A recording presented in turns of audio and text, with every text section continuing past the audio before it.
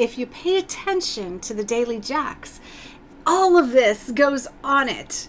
I am constantly giving you hints as to what your future could be like and what is coming, because I'm a journalist. I dig this stuff up for a living, and people send me press releases all the time. And like DJs and other radio show hosts and other news broadcasters and bloggers, they're all always sharing this information and asking if you've heard this and what did you hear. And I've been doing this show so long at this point that I get all the information eventually. I mean, like, it's a small world. I've been here for like, I don't even want to say how long I've been here. I think I've been here since like 2001. Yeah. Let's not talk about that. So you can see why Wiseman thinks this part of SoundCloud's business has the potential to scale rapidly, and why his investors may be pleased by the focus SoundCloud is giving it. The independent artist market, according to media research, saw 34% revenue growth in 2020. Now, that might not seem like a lot to you guys, but it actually is in the world of streaming. You know what I mean? Especially seeing as Spotify just lost 50%. No, wait, it lost 19% of its overall following in like a few days, because of a tweet hashtag campaign. It was like a smear campaign. And they lost 19. Talk about fickle. I mean, don't put all your eggs in one basket. Have you heard me say that more than one time? Can I just remind you about MySpace? Does anybody remember MySpace? No, you don't remember, because it was Spotify and now it's gone.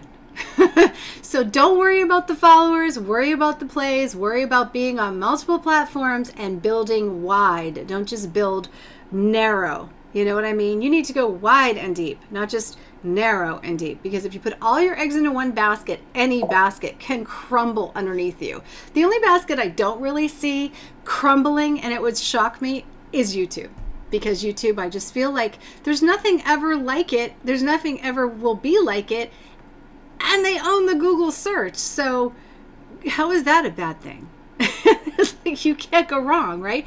Our videos are in suggested search, and we just got started again.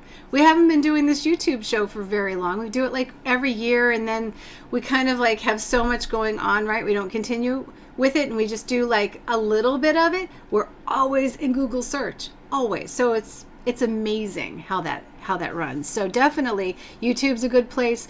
So as far as this, yes, overall, put your stuff on SoundCloud, get your name on SoundCloud, even if it's just a free account and you're just launching like, 15 minutes a week or something in plays. I'm not really sure what the minimum or the max is for a free account, but like, you don't even need to get a spoofy account. You can just start with a free one if you don't want to invest the money in going all in. But I really do think that it should be on your radar, as well as YouTube Music, which I've done a story on, and Spotify, of course. Don't give up on Spotify. You should be everywhere listeners are.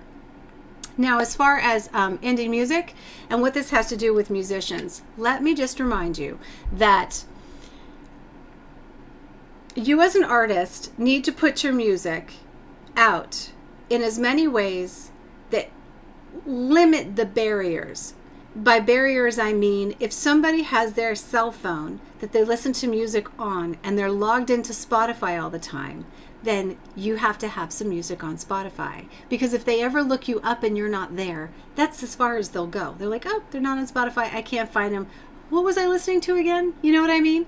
So like, you want to be somewhere or have something out there on all the streaming platforms. You don't ever want to say, I only want to do this one, because there are billions of people out there, and billions of people can only be accessed if you are where they are. You can't expect them to come find you necessarily. That you have to be available in their search. So another good example of this is in Instagram stories, TikTok, and Facebook. When you're doing stories and reels there, you get a music feature, you push the music button and you do a search for your song. If your song does not come out, go to your distributor and make sure that you have enabled your ability to have your songs in that search. Because if your song is not there, you're not current. You're not current in this industry. And I know from our side, we have to do, when we do a TikTok for somebody and we put them on my Jacqueline Jax page, they get like 7,000 to 10,000 views, but only if I can actually search your music there and get it on a video. If I launch it as an original sound, it's fine, but it probably isn't going to go as well as if they've already got the content ID locked into place and you're benefiting from it. So just really, really good logic here. Definitely be where everyone is. Don't expect people to find you and you stay standing alone on one service platform. You want to be everywhere. So that's wide and deep at the same time, and that's what the music industry is about. Now, as far as deep, how deep? Well, launch music regularly. Stay on a schedule. Don't break your schedule. Don't go MIA or ghost your social media followings. Definitely stay there and keep launching those reels. Right now on Instagram, reels are very popular, even if they're 1 second reels. So rather than put up a post, create a reel for every post that you're going to put up and add some music to it. It can be like a standalone picture with a little bit of graphics, but use the reel feature rather than the regular post feature, even if it's an image and you're creating like a little flip or something, because that's where the action and the activity is. It's in the reels and the stories. Same for TikTok. Go over to TikTok, learn about the hashtagging system, see what the trends are, and find ways to put your content and repurpose it over there. I'm sure you've got lots of it, right? Everything matters, and you need to be in all these spaces, and that is how you get found, and that's how you go deep. All right, guys, I hope you enjoyed the show. Thanks for joining me tonight. And be sure, wherever you're listening from, if you're not catching us all the time on YouTube live streaming, I'm here Monday, Tuesday, Wednesday, Thursday for the YouTube live stream in the evenings. Looks like this is the best time, so I'm thinking 7 o'clock is probably going to be our winner. I'm going to play